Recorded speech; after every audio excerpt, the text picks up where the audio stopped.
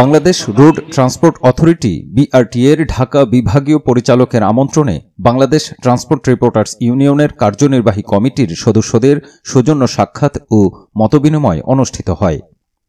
বুধবার দুপুরে রাজধানীর মিরপুর ১৩ বিআরটিএর ঢাকা বিভাগীয় পরিচালক মোহাম্মদ শহীদুল্লাহর কার্যালয়ে এর আয়োজন করা হয়।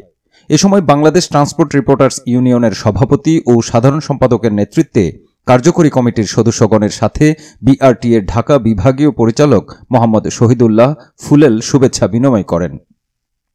এ সময় বাংলাদেশ ট্রান্সপোর্ট রিপোর্টার্স ইউনিয়নের সভাপতি আজিজুল হাকিম, সাধারণ সম্পাদক এটিএম শামসুজ্জামান, সাংগঠনিক সম্পাদক সাজ্জাদ নূর সুমন, উপদেষ্টা মোহাম্মদ মনিরুজ্জামান মিয়া, সহ সভাপতি শফিকুর রহমান, সহ সভাপতি মোহাম্মদ মাহবুব উদ্দিন, দপ্তর সম্পাদক মোহাম্মদ সুলাইমান, মহিলা বিষয়ক সম্পাদিকা রহিমা আক্তার মুক্তা, ক্রিয়া ও সাংস্কৃতিক সম্পাদক কাজী আল আমিন, কার্যকরী সদস্য মোহাম্মদ নিজামুদ্দিন, মোহাম্মদ লুৎফুর বাড়ি, মোহাম্মদ আকবর হোসেন, মোহাম্মদ মাহমুদুল হাসান সহ কমিটির অন্যান্য সদস্যগণ উপস্থিত ছিলেন।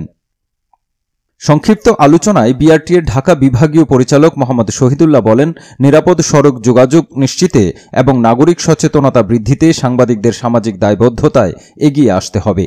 আমাদের ভুল ত্রুটিকে গঠনমূলক সমালোচনায় তা সংশোধনের সহযোগিতা করতে হবে।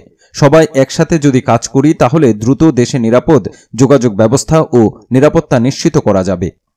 এ সময় বাংলাদেশ ট্রান্সপোর্ট রিপোর্টার্স ইউনিয়নের সভাপতি আজিজুল হাকিম ও সাধারণ সম্পাদক এটিএম শামসুজ্জামান বলেন, দেশের সার্বিক উন্নয়নে সঠিক যোগাযোগ ব্যবস্থাপনা একটি অন্যতম সেক্টর।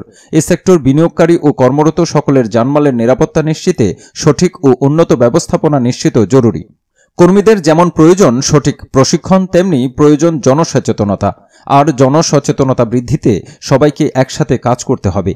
তবেই নিরাপদ যোগাযোগ ব্যবস্থা ও জানমালের নিরাপত্তা নিশ্চিত করা সম্ভব।